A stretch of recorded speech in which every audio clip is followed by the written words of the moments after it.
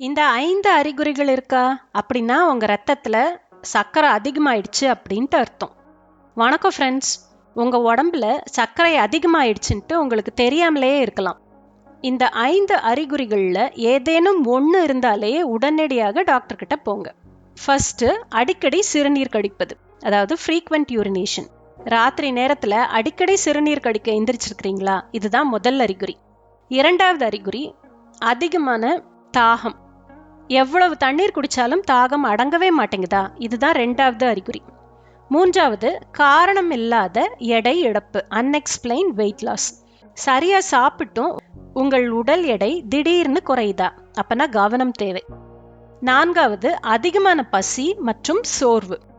சாப்பிட்ட கொஞ்ச நேரத்திலேயே மறுபடியும் பசிக்குதா?